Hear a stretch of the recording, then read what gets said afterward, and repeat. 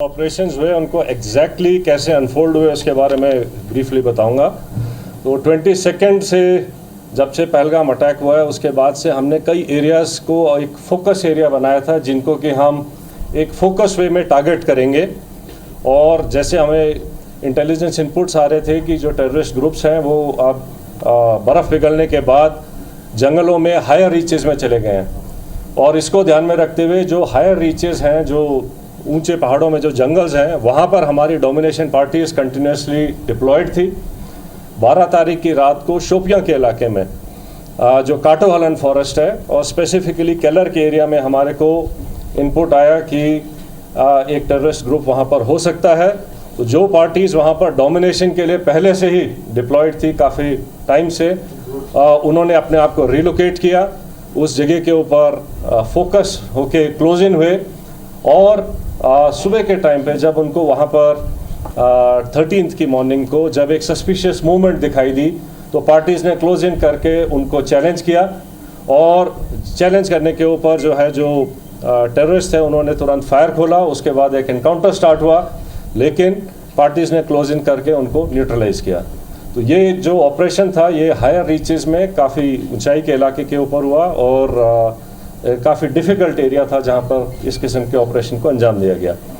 जो second operation था जो कि त्राल के इलाके में हुआ था, उसका टेरेन बिल्कुल डिफरेंट है, जो कि एक गांव के अंदर था। तो उसी में इनपुट आई कि शायद एक टेररिस्ट ग्रुप जो है एक गांव के नाडर के इलाके में गांव के अंदर कुछ टाइम के लिए सेटल्ड है, और इमीडिएटली उस विलेज को कॉर्डन किया गया। जब कॉर्डन लग रहा था तो ये टेररिस्ट जो है उन्होंने अलग अलग घर के अंदर पोजीशन ले ली और फायर करने की कोशिश की, रादर फायर किया। और उस टाइम पे हमारा चैलेंज था कि जो सिविलियंस हैं, जो इनोसेंट, जो वहाँ पर बच्चे, फैमिलीज़, बुज़ुर्ग हैं, उनको वहाँ से निकाला जाए। तो पहले उनको सेफली उस जगह से निकाला गया और उसके बाद सिस्टमेटिकली तरीके से सर्च करी गई एक एक घर को, और एक एक करके अलग अलग जगह के ऊपर इन 3 टेररिस्ट को न्यूट्रलाइज किया गया। तो इस तरीके से ये दोनों जो ऑपरेशंस थे ये डिफरेंट काइंड ऑफ टेरेन में हुए हैं। एक जंगलों में और ऊंची जगहों पर हुआ है, दूसरा जो है वैली फ्लोर के अंदर और गांव के अंदर हुआ है। लेकिन दोनों ऑपरेशंस को सक्सेसफुली जो अंजाम दिया गया वो शो करता है कि सिक्योरिटी फोर्सेस टेररिस्ट कहीं भी हों उनको ढूंढेंगे और न्यूट्रलाइज करेंगे। तो जिन ट्रुप्स ने इसके ऊपर इन दोनों ऑपरेशंस को कामयाब बनाया, मैं उनको कॉम्प्लीमेंट करना चाहता हूं।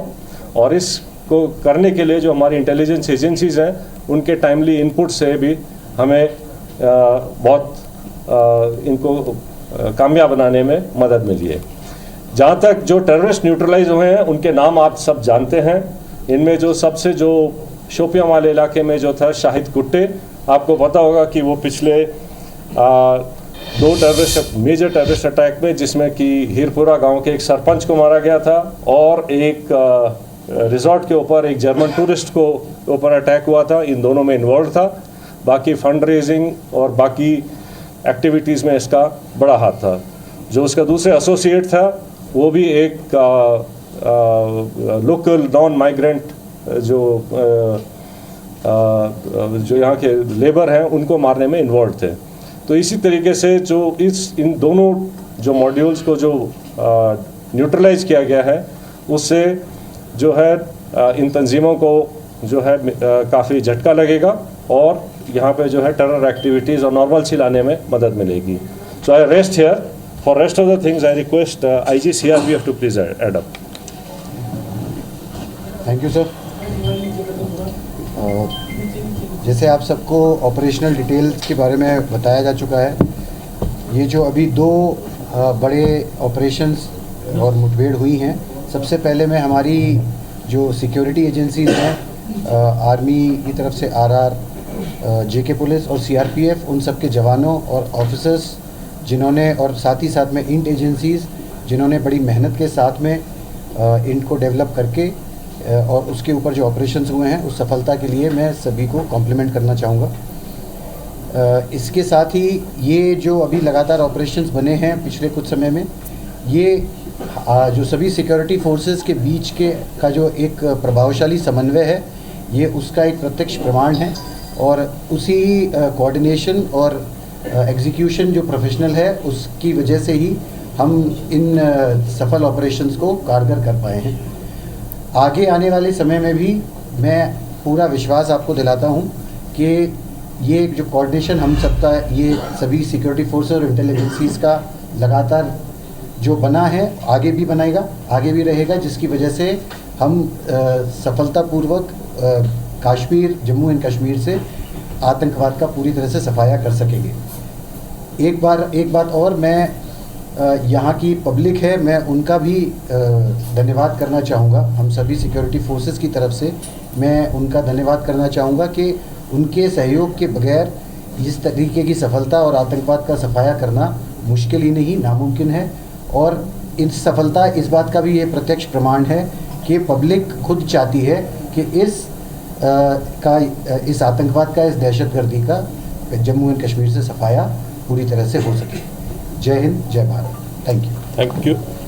Thank you. चलिए, तो आतंक के खिलाफ बड़ी लड़ाई जारी है। 4 दिन में सेना ने 6 आतंकी ढेर किए। सेना और पुलिस की ये संयुक्त प्रेस कॉन्फ्रेंस थी जिसमें ये जानकारी दी गई कि किस तरह से आतंकियों को मार गिराया गया, उन्हें मुंहतोड़ जवाब दिया गया। 4 दिन में सेना ने 6 आतंकियों को ढेर किया है। ये ऊंचाई वाले इलाके में छिपे हुए थे। तो आतंक का काल और प्रहार लगातार जारी। आतंकवाद खत्म करने के लिए प्रतिबद्ध हैं। 48 घंटे में लश्कर के 6 आतंकी ढेर हुए हैं।